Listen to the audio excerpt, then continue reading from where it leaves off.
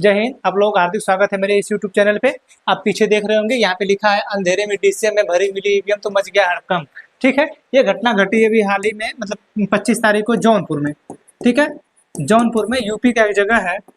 ठीक है, यूपी में जौनपुर, ठीक है, जौनपुर जिला में ये घटना घटी है। ये घटना पहली बार ऐसा नहीं हो रहा है कि वहाँ पे ईवीएम जो है स्ट्रांग रूम के बाहर पकड़ी गई है।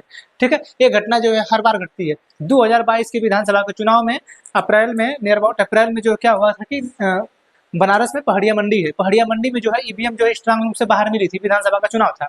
ठीक है, तो हम ये नहीं समझ में आ रहा है कि बार बार ऐसी घटनाएं क्यों घट रही हैं। ठीक है, जब देखिए सिस्टम होता है, आप ईवीएम लेके जा रहे हैं। ठीक है, ये नियम होता है कि अगर कभी भी चुनाव हुआ, ठीक, और ईवीएम है, ईवीएम का फुल फॉर्म होता है electronic voting machine. Electronic voting machine, ये इलेक्ट्रॉनिक द्वारा चुनाव हो रहा है, जिसमें आपका जो है ये ईवीएम है। ठीक है, ये ईवीएम आपकी, इसी में जो है आप वोटिंग करते हैं। देखिए यहाँ पे बटन दिया रहता है, जाते हैं आप लोग देखे होंगे। ठीक है, यहाँ पे जो है वोटिंग करने का जो है सिस्टम है कि आप जिस बटन को दबाएंगे, आप जिस पे वोटिंग करना चाहते हैं कर लीजिए। ठीक है, वर्तमान समय में सरकार का नारा है 400 पार। ठीक है, ये वर्तमान सरकार का नारा है। ठीक है, अब लोग कह रहे हैं कि ईवीएम के द्वारा ये लोग गड़बड़ी करेंगे। ठीक है, अब जब ईवीएम के द्वारा गड़बड़ी करेंगे तो ये काम है निष्पक्षता करने का, जो इलेक्शन कमीशन ऑफ इंडिया का, भारत निर्वाचन आयोग का, उसके पास ये अधिकार है कि ये जो है इसको निष्पक्ष तरीके से कराए। अब इलेक्शन कमीशन ऑफ इंडिया जब लोकसभा के चुनाव का जो घोषणा कर देता है, तो भारत के सभी अधिकारी वगैरह जो है वो इलेक्शन कमीशन ऑफ इंडिया के अंतर्गत आ जाते हैं।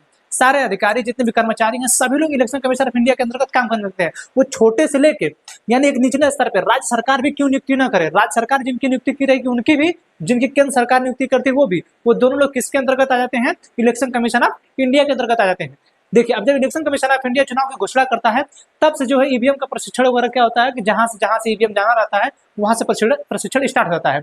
हुआ क्या है, ये लोग जो है, हुआ कि चुनाव के आने के बाद जौनपुर में वीर बहादुर सिंह पूर्वांचल यूनिवर्सिटी है, वहां पे बनाया गया है मतगणना बूथ स्थल।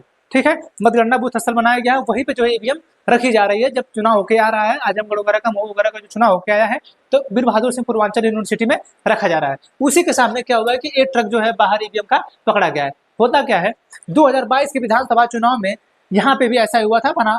जो वाराणसी है, वाराणसी की पहाड़िया मंडी में ईवीएम रखी जाती है। ठीक है, यहाँ से हुआ था कि 2022 की विधानसभा के चुनाव में वो ईवीएम, जैसे ही चुनाव बीता, चुनाव के बीतने के बाद जब यहाँ पे ईवीएम आके रख दी गई थी, तो उसके 3 दिन बाद, 2 से 3 दिन बाद क्या हुआ था कि ईवीएम को जो है एक पिकअप में लेके बाहर निकले। जैसे यहाँ पे ट्रक में निकल रहा है बाहर ना, देखिए यहाँ पे है, ये ट्रक है, यहाँ पे पुलिस वाले लोग हैं। ठीक, तो क्या हुआ कि ये लोग बाहर लेके निकलते हैं। तो ऐसा क्यों किया जा रहा है? हमारा इलेक्शन कमीशन ऑफ इंडिया है कहाँ, किस सो रहा है क्या वो? हाँ, हमारे यहाँ के अधिकारियों को क्यों सूचित नहीं कर रहा है कि भैया देखो, जब तक चुनाव रहता है तभी तक ईवीएम को इधर उधर करो, उसके बाद अगर इधर उधर करोगे तो दिक्कत तो होगा ही होगा। 2022 के विधानसभा के चुनाव में कौशल राज शर्मा हमारे बनारस के डीएम थे। ठीक है, बनारस के डीएम थे वो। क्या बनारस के डीएम साहब को ही पता नहीं था कि जब चुनाव हो जाता है तो वो ईवीएम को नहीं टाला जाता है? पता था, लेकिन वो जानबूझ के करेंगे। हमारे देश की जनता के मन में ये भ्रम आएगा कि ईवीएम गलत है, वर्तमान सरकार ईवीएम से जीत रही है, लोगों के मन में भ्रम आएगा कि नहीं, ये बताइए। नहीं तो 2022 का जब विधानसभा चुनाव हुआ और पहाड़िया मंडी में जब ईवीएम रखी जाती है, तो उसे क्या जरूरत थी आपको चुनाव के बाद 2 ही दिन बाद ईवीएम को टालाने की? ठीक है, जबकि हमारे यहाँ नियम है कि जब चुनाव हो रहा है और चुनाव हो गया, तो चुनाव होने के बाद जितना ईवीएम सही था, जिसपे चुनाव हुआ, उसको स्ट्रांग रूम में रख दीजिए।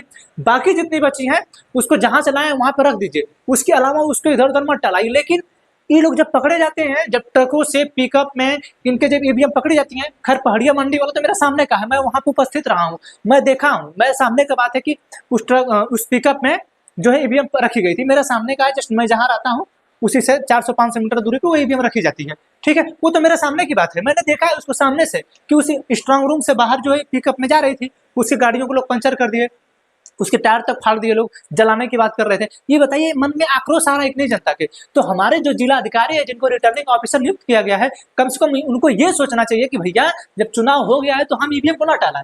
ये बताइए, जौनपुर में जो स्ट्रांग रूम बनाया गया है, इस स्ट्रांग रूम के बाहर इस ईवीएम को रखने की क्या जरूरत थी?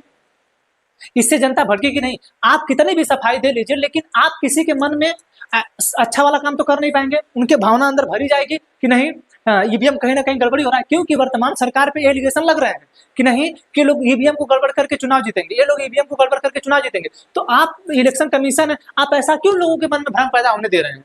तो ये गलती तो कहीं ना कहीं आपकी है। तो जिसे आप रिटर्निंग ऑफिसर नियुक्त किए हैं, जिस डीएम को आपने आरओ बनाया है, रिटर्निंग ऑफिसर बनाया है, वो इसकी जिम्मेदारी होती है। तो कौशल राज शर्मा की 2022 में विधानसभा का जब चुनाव था तो उनकी जिम्मेदारी नहीं थी कि ईवीएम को नहीं डालना चाहिए। उसके बाद जब लोगों ने उनका विरोध किया तो उन लोगों को उठवा के जेल में बंद कराए थे। ठीक है, उसके बाद कौशल राज शर्मा को कमिश्नर बना दिया गया बनारस मंडल का। अगर ऐसा काम किया तो उसके बाद उनको उठा के कमिश्नर बना दिया गया। तो आप लोग ऐसा काम करके आप लोग ऐसे पद पे जाएंगे, कम से कम आप लोग उसका लाज तो रखिए। अब इसको ईवीएम को लाने की क्या जरूरत है? पहाड़िया मंडी से विधानसभा के चुनाव होने के बाद उस ईवीएम को बाहर ले जाने की क्या जरूरत थी? अरे गिनती हो जाती उसके बाद ले जाइए। लेकिन इन लोगों को समझ में नहीं आता है।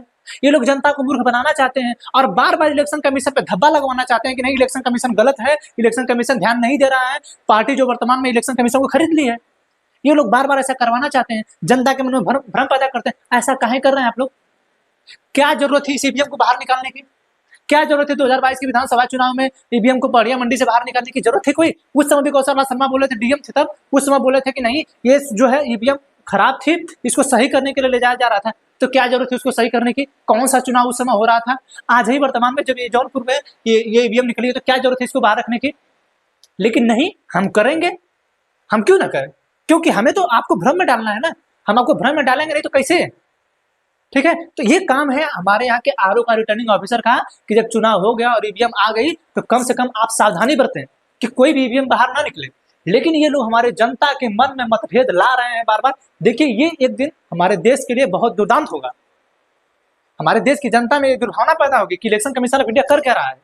जब ऐसी बातें हैं तो आप इलेक्शन कमीशन इंडिया से गुंजाइश है कि कम से कम आप इनसे कहिए, रिटर्निंग ऑफिसर लोगों से, कि देखिए भैया जब चुनाव हो जाए तो ईवीएम को रखवा दीजिए। जैसे ही गिनतियां हो जाएगा ना उसके बाद ईवीएम को जहां मन करे वहां दौड़ाइए, वहां फेंकिए, गिराइए, जो मन करना करिए। ठीक है, तो ईवीएम जो है कहाँ रखा गया है? स्ट्रांग रूम से बाहर। अब स्ट्रांग रूम होता क्या है? जैसे ही चुनाव हो जाता है स्ट्रांग रूम में, जैसे ही चुनाव हो जाता है, चुनाव होने के बाद जब जहां जहां बूथ पे चुनाव होता है वहां पे एक सीरीज वगैरह लगी रहती है। उस सीरीज के अनुसार जब मुहर लगती है तो मुहर पे आप लोगों ने देखा होगा कि जो आपके घर में मीटर लगा ना, घर के सामने मीटर, उसमें एक तार लगा रहता है। ठीक है, उस तार को एक बार ऐड देने के बाद दोबारा अगर आप उसे खोलेंगे तो तार टूट जाएगा। ठीक है, उसी तरह के तार लगे रहते हैं ईवीएम के मशीन में। ठीक है, ये देख रहे हैं आप ना, ये जब पैक होता है, ठीक है, ये जब डब्बे में एक डब्बा इसका होता है, ये जब पैक होता है तो इसको क्या किया जाता है? उस तार से ऐंठ के बंद कर दिया जाता है। ठीक है, जब उन सभी इतना सिक्योरिटी दे रहे हैं आप, ठीक है, तो आप क्यों ऐसी गलती कर रहे हैं बार बार? ठीक है, ऐसी गलतियां क्यों बार बार हो रही हैं? ठीक है, तो स्ट्रांग रूम में जब ईवीएम रखा जाता है तो सब कुछ बूथ से लाने के बाद जो है ईवीएम जो है स्ट्रांग रूम में रखी जाती है। ठीक है, वहां से जब बूथ से लाएंगे लोग तो इसको स्ट्रांग रूम में लाके रखेंगे। अब स्ट्रांग रूम है, स्ट्रांग रूम में एक जिस रूम में है, ठीक है, अब जहां से लाया जा रहा है बूथ से, जिस बूथ से लाया गया उसको स्ट्रांग रूम में रखा गया। स्ट्रांग रूम है मतलब जो ईवीएम रखे जा रहे हैं उसी के लिए एक रूम बनाया गया है। ठीक है, अब जो रूम बनाया गया है, अब उस रूम के सामने एक कैमरा लगा दिया जाएगा। ठीक, अब उसमें 3 स्तर होते हैं। जो ईवीएम जहां रखा जाएगा उसमें 3 स्तर के अधिकारी जो है बैठे रहेंगे। एक केंद्र के जिसमें सीआरपीएफ होता है, सीआरपीएफ हो चाहे बीएसएफ हो, डायरेक्टली अगर स्ट्रांग रूम के 3 सेफ्टी होती है। एक तो रूम में रखा गया है, उसमें ताला मारा गया, उसके सामने कैमरा लगा है। ठीक है, उसके बाद 3 रैंक के लोग जो है उसको देखभाल करते हैं। एक तो अधिकारी जो है सीआरपीएफ का रहता है, जो मेन गेट के पास रहेगा, जहां पे ईवीएम रखने का घर बनाया गया है, जो उसका दरवाजा है वहां पे सेफ्टी कौन कर रहा है? सीआरपीएफ वाला। ठीक है, उसके बाद कुछ अन्य पुलिस अधिकारी करते हैं। ठीक, फिर उसके बाद कुछ अन्य पुलिस अधिकारी रोड वगैरह पे करते हैं, जहां से रोड वगैरह का आने का सिस्टम रहता है। ठीक है, ये तीन जो रैंक में जो है इसकी सुरक्षा ईवीएम के स्ट्रांग रूम की होती है। इसके बावजूद भी ये लोग गलती करते हैं, बार बार ईवीएम को बाहर निकालते हैं। इतने सिक्योरिटी देने के बाद, स्ट्रांग रूम में रखे जाने के बाद, आप सोचिए अगर वहां से ईवीएम निकाली गई तो कहीं ना कहीं गलती है। अब यहाँ पे जो सीआरपीएफ वाले मेन गेट पे थे, ये लोग क्या गलती कर रहे थे जानते? स्ट्रांग रूम जब तक डीएम नहीं आएगा तब तक कभी नहीं खुलता है। डीएम ही खुलवाता है स्ट्रांग रूम को। तो इसका मतलब कहीं ना कहीं कौशल राज शर्मा पहाड़िया मंडी में खुलवाए होंगे। आखिरकार कैसे चला गया वो? विधानसभा का चुनाव हो रहा था, ये लोकसभा के ईवीएम मशीन जो है कहीं ना कहीं इस डीएम के आदेश पे खुला होगा, क्योंकि ये जो आरओ मशीन रिटर्निंग ऑफिसर लोग हैं इन्हीं के अंतर्गत होता है। उसकी चाबी जो होती है उन्हीं के अंतर्गत होती है। एक उनके पास होती है, एक सहायक के पास होती है, सहायक रिटर्निंग ऑफिसर के पास 2 ही चाबी होती है।